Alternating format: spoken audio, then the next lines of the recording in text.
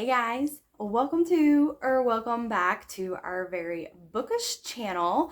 My name is Amanda. I run the channel with my friend Jen, and today we are going to be doing another reading vlog.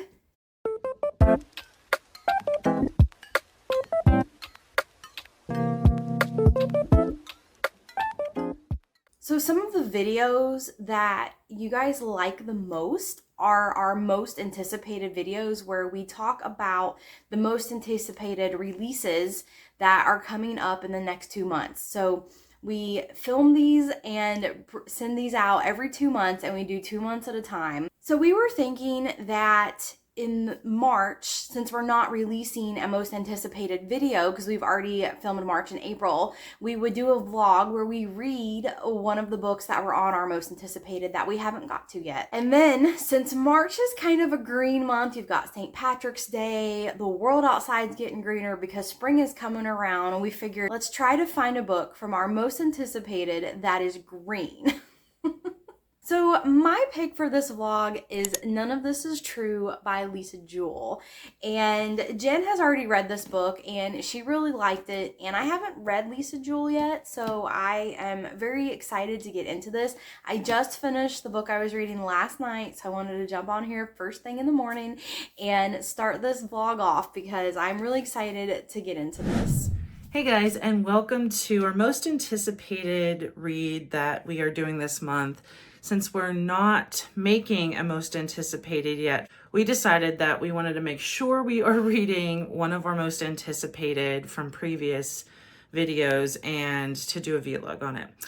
Since we're in March, it's St. Patty's Day this month, it's spring beginning, we were gonna do anything that had kind of like a green tint or color to it. I chose The Heiress by Rachel Hawkins, and this one definitely has the green like leaves and flowers on the front. And then the picture I'm assuming is Ruby McTavish. I'm not even going to say all the names because she was married several times in this book, but Ruby, and she has a green dress on here. But it really reminded me of the cover of The Seven Husbands of Evelyn Hugo, which Amanda can put on the screen. There were actually two covers. I think one was hardcover version and the other was paperback version. And both of them, she has like that really green, like emerald green silk dress on. And I didn't think of it until that caught my eye, and I thought, oh, that really reminds me of that cover. But there seems to be a couple other parallels to that book because, like I just said, this character is married several times. Not 7, it's 4. But that was another parallel to the Taylor Jenkins Reid book. And also, you are entering this when it's at the end. And in this book, she had passed away. In The Seven Husbands of Evelyn Hugo, she is at the end of her life and decides she wants to tell her true story. I love that book, by the way. It's one of my favorite books ever. I highly recommend it. I really was engrossed in that story, and there are twists at the end. It's considered fiction. It's not like a mystery thriller, but I love that book. And for this one, she had already passed away, and she leaves letters that she's finally telling the truth of her story, and she's leaving them to her adopted son, Camden. So there are parallels between them wanting to tell their stories too. In this one, I don't think, at least I'm not getting the vibes yet, that she's going to confess in terms of her whole life was, well, now I think about it, it might just be a different way. So I think both books are basically illustrating that their whole life, something may have been misunderstood about them. In The Seven Husbands of Evelyn Hugo, I won't say what it is because it could be a spoiler. So there's something she confesses to that no one ever knew about her and that she kept hidden. And in this one, I'm not sure yet what that secret is. I have an idea. They're alluding to it at the beginning of this book. And what it is she was kidnapped when she was 3 years old, and she was found a year later and returned to her family. I feel like something in the realm of she was never that original daughter. I don't know how to say that. She wasn't really the child that was kidnapped. That something else happened to the real Ruby, and she ended up being the little girl that they thought was her. And I don't know. That's my guess. I don't know if that's going to be true, but I feel like that's a really interesting. I haven't read anything like that, and I feel like that would be really interesting. So Rachel Hawkins, the other reason why I really wanted to read this one is I have been wanting to read something by Rachel Hawkins. She's probably most known for The Wife Upstairs. It's a psychological thriller. I feel that Amanda may have read that one. There was someone that told me they read that, and I'm forgetting who it was, and they really liked it. I didn't read that one. I did read The Wife Upstairs by Frida McFadden, but that one was very similar to Verity. I don't think it was similar to The Wife Upstairs by Rachel Hawkins. And then she had two more that are listed under her, which are Reckless Girls and The Villa. But I didn't read either one of those. So I just really wanted to try something by Rachel Hawkins. And this one caught my interest. I thought I would give it a try. And so I'm going to be diving into it for this vlog from our most anticipated list. I will update you probably around page 100 to give you more thoughts on what I think of it so far. I did start it, and something at the beginning I already want to talk about. And it's kind of what I just said in terms of she may not be that original child that was kidnapped. So at the beginning, this book is also doing something similar to The Seven Husbands of Evelyn Hugo. And they're doing like these little newspaper clippings where they show something that was in the news. And it also takes place when Ruby was younger, which is like the 1940s. And that was also in The Seven Husbands of Evelyn Hugo. So I didn't know that until I didn't even think about it until I saw the green dress on the cover. So I'm wondering if anyone else has made parallels to the Taylor Jenkins Reid to this book. At the very beginning, after that newspaper article that talks about the little girl going missing and they find out she was kidnapped, there's a definition for changeling. A child put in place of another child. In folklore, various magical beings, witches, fairies, trolls, are often responsible for the switch. I was interested in that because, and I feel like I have talked about Supernatural a fair amount when in different vlogs when something reminds me, but the show Supernatural, which I'm a huge fan of, it's about brothers Dean and Sam, and they hunt things like ghosts and monsters, all kinds of different things. And the show ran for a really long time, 15 seasons, and I'm a huge fan of it. But they had an episode in season 3, I believe, and it's called Are the Kids All Right? That's how much of a fan I am. I even know what episode name it is, but they did an episode on changelings. And it was very supernatural in terms of it's like a monster, and this main being, changeling, will feed on the little kids, and it puts like little fake kids in the home. I feel like I'm doing a really bad description of what a changeling is and what the episode was about, but as soon as I saw that definition, I was like, oh my god, that was a supernatural episode. So that drew my interest right away as to what's going on. I don't think this is gonna do like the monster type of changeling. I think it's more alluding to that the child wasn't really Ruby that ended up being in the McTavish home, in the fancy McTavish home. Also, I'm very interested in where this takes place. It's the Appalachian Mountains in North Carolina. I had looked up because I've never been there, and they're talking about how beautiful it is, and oh my god, it's gorgeous. So I have some screenshots that I wanted to show just to see what it looked like.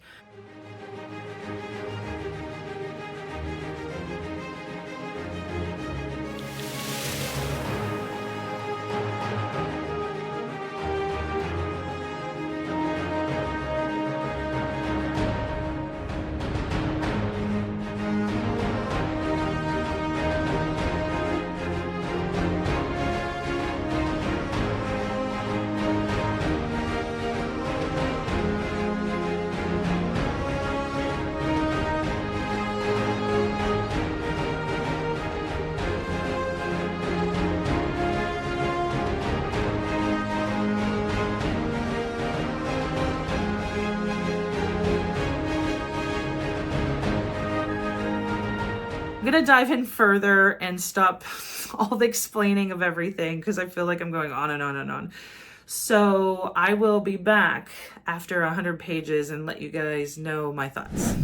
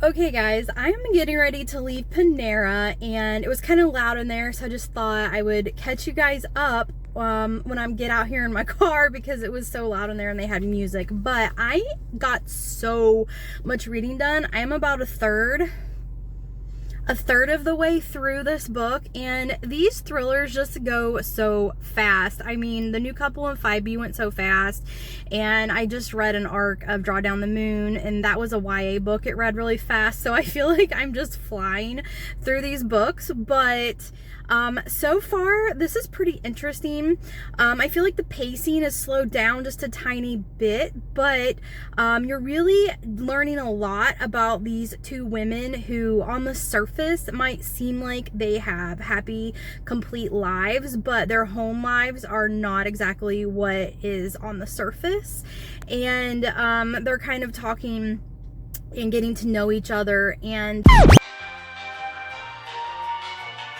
And Josie, who is one of the women, she's not the podcaster. She is the regular, like, housewife woman. She does have a little part-time job or a full-time job. I'm not sure, but she does have a job. She doesn't talk, it doesn't seem like she's there a whole lot, so I think it's probably a part-time job. But her story is very odd and very mysterious, and she's doing some kind of creepy things, kind of obsessive things, regarding her infatuation with the podcaster, whose name is Alex, by the way. And it's just like, I don't know, it's just getting kind of creepy but interesting at the same time.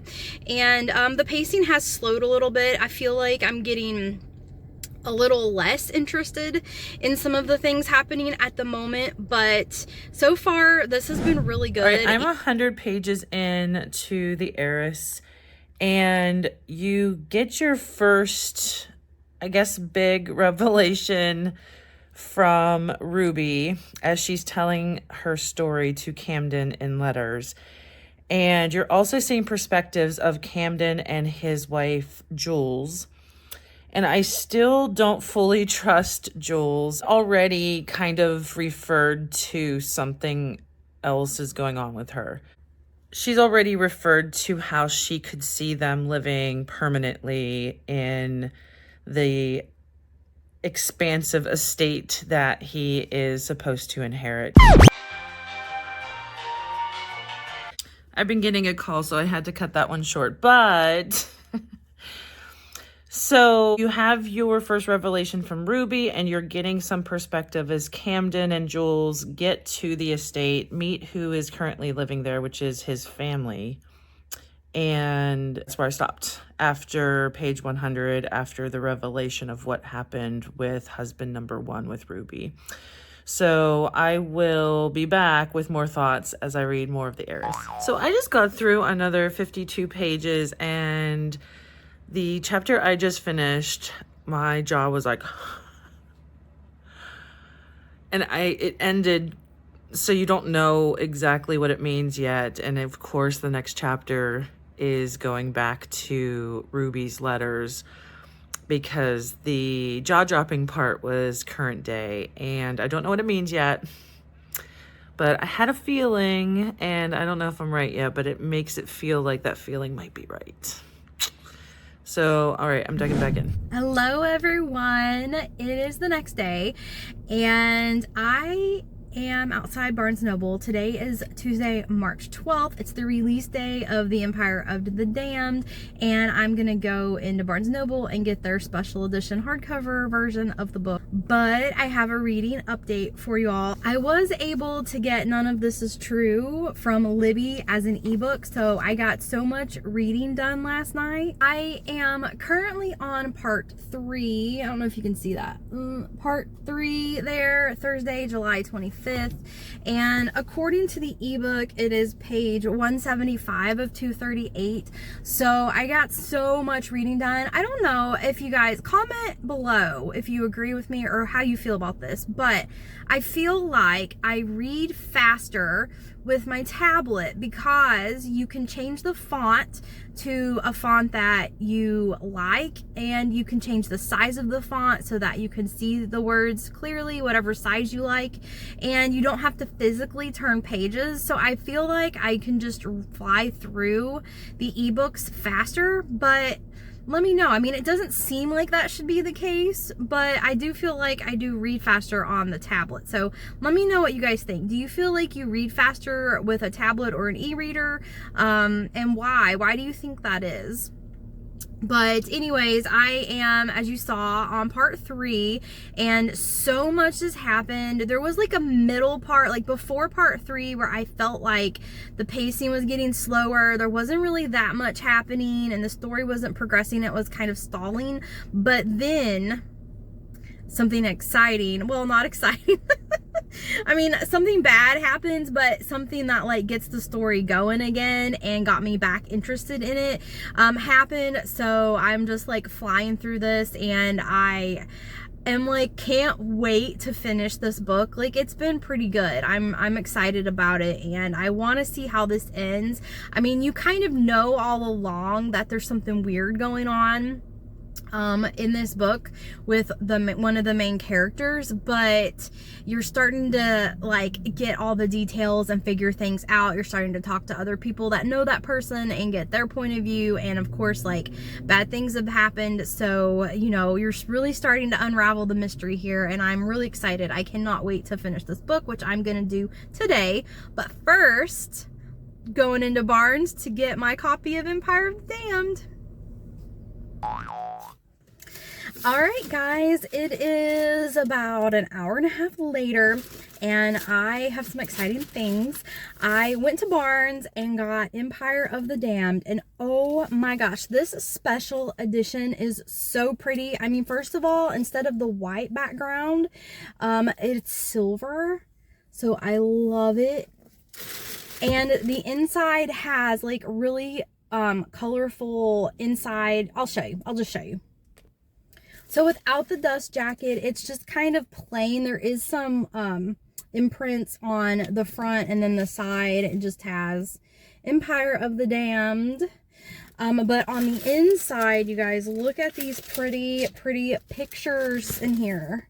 The artwork for this novel, the lady that does the artwork for this it's just beautiful. Look at that. Look how pretty. Look how pretty. And oh my gosh. And then here's the back. What's in the back? And all the artwork, like, throughout this whole book is like that. It's just in black and white between the pages. But oh my goodness, it's stunning. I love the artwork in these books.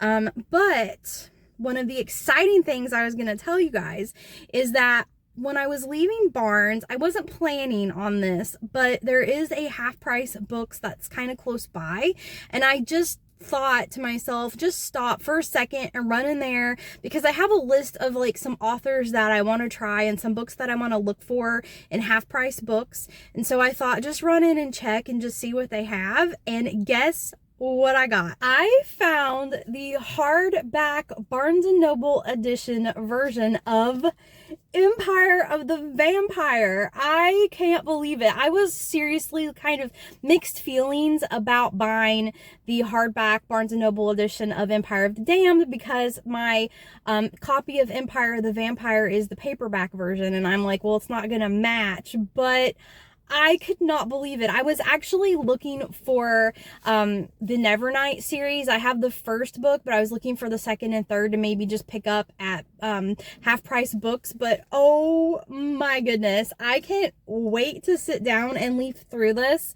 and look at all the pictures. And oh my gosh, you guys, I can't. Look at that. Now I have a matching set, and then when the third book comes out, I'll be able to get the Barnes & Noble first edition of that book too and have a whole set, and I'm so excited. So now I just need to finish up reading None of This Is True by Lisa Jewell, and wow, the ending has been so good so far. I can't wait to finish this book, and I will get back to you with updates when I finish it. Okay.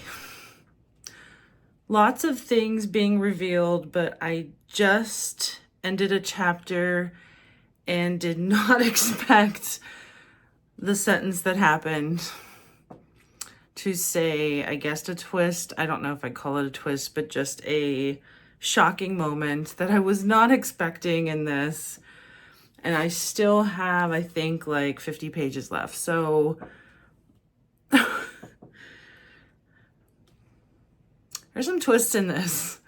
So I'm just trying to wrap my head around what I just read, but I thought I would record a little bit to get that reaction. And I am going to probably finish this. I just went so fast through this book. It's not long, but I couldn't put it down. So obviously I'm loving it. So I will record probably after I finish. If not, I will be back for final thoughts. It is such a warm spring day today. It's so sunny. I want to spend some time outside getting some fresh air. It's been a long time since we've had a nice day like this, and I'm gonna finish my book and let you guys know my final thoughts.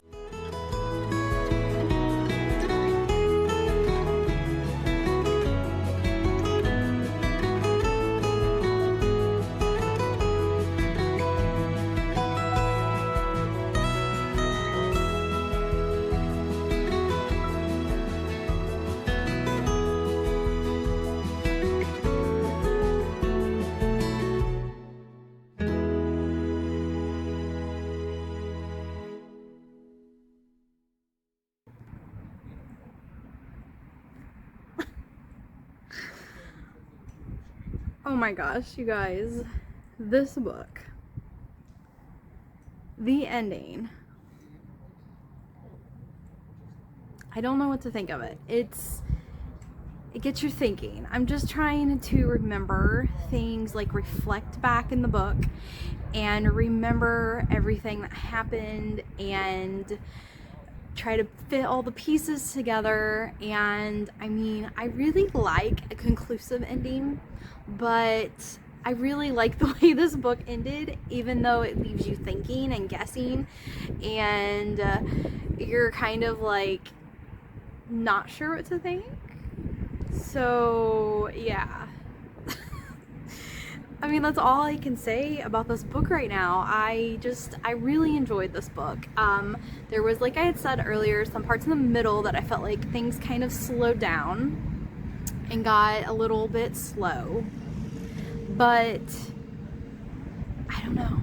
It was very interesting. I got tugged in very quickly, and then the ending, like, I did not want to stop reading this book, and I just, oh my gosh, I loved it. I just loved this book, and I am getting ready to jump into my next reading vlog where we get to ask a bookseller a book recommendation. So I am going to start reading that book because it's still like just afternoon, so I have like the rest of the day and then this evening. So gonna jump into that book. But wow, this one was so good.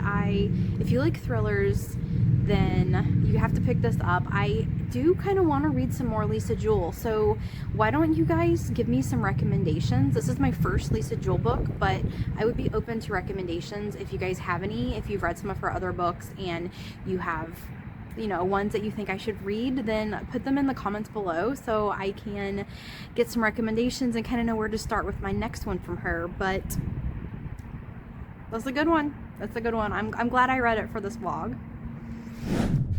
All right, time for final thoughts on The Heiress. But first, I just saw, which is kind of a nice transition. That's one of the 3 tattoos that I have, which is a 4-leaf clover. And I got it back in 2015. And I got one of them is a little red heart and then the 3 clover. And I just happened to be running errands this morning. I am making dinner tonight and I didn't have a couple things. So I ran to Trader Joe's and I also ran to Dorothy Lane Market, which is a supermarket local to the Dayton area. They have fantastic bakery items. And I also love going to their deli. When I went to Trader Joe's, I think I have done this in other videos where I am a sucker for their floral department. I am a fan of Trader Joe's. I tend to get groceries there a couple times a month, and I found some cute St. Patty's Day theme things when I was there. So I got a little cute 4-leaf clover plant and some flowers. So I have some brief footage to share with you from my errands from today.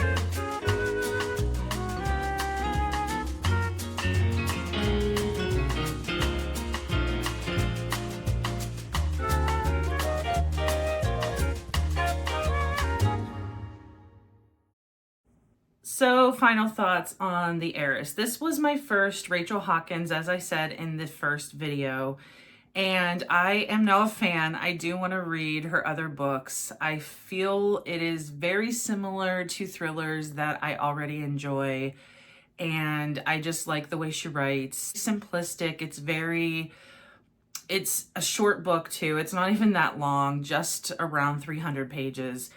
And I couldn't put it down. I ended up finishing this in 2 days. It might have even been less than 2 days because I literally couldn't put it down.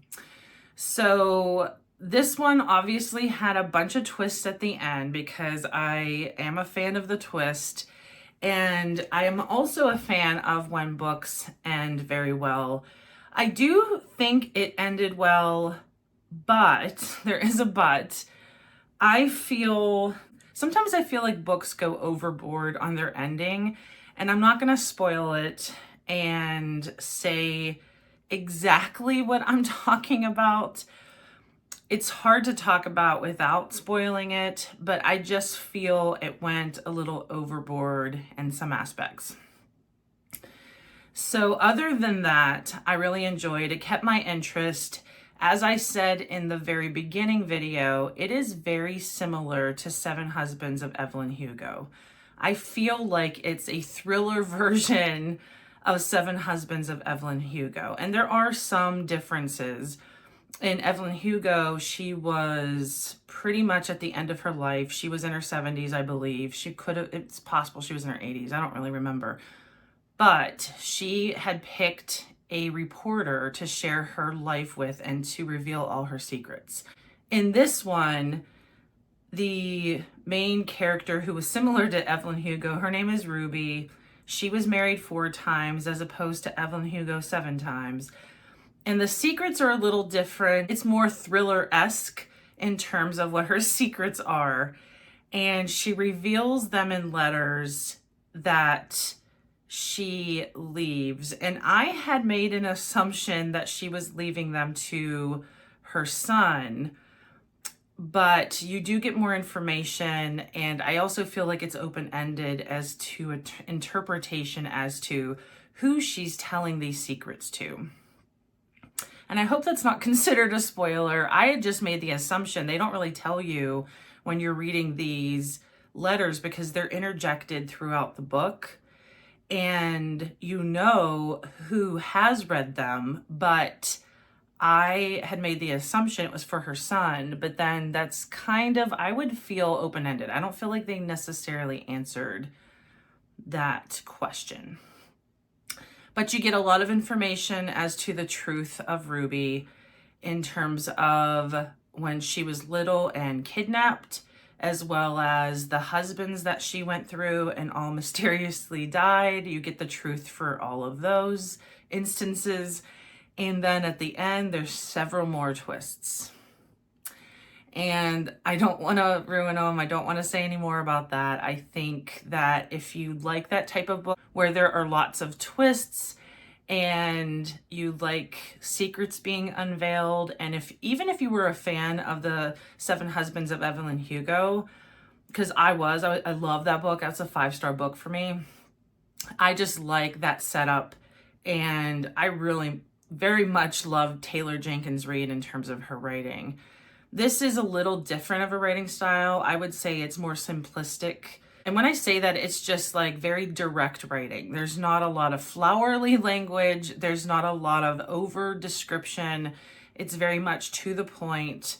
And I appreciate that at times. I feel like books go simpler that way, but I also get in moods where I like more the flowery language, or I like more description. But this one I just enjoyed very much. I am very glad I picked this as one of the most anticipated reads to read this month from a previous video. And it also fit the green theme that we were looking for St. Patty's Day in spring for the March. If you guys have read this and have any thoughts, please share them in the comments. Of course, next month we will be doing another most anticipated. This time we're going to be looking at May and June. And May through August, there are a lot of books coming out that I can't wait for. I really love doing those most anticipated reads. I love seeing what's coming out and putting them on my TBR, and then can't wait to read them. I hope everyone has a happy St. Patty's Day, and so glad for spring to be here. Thank you for reading along with us as we read these most anticipated reads, and until next time.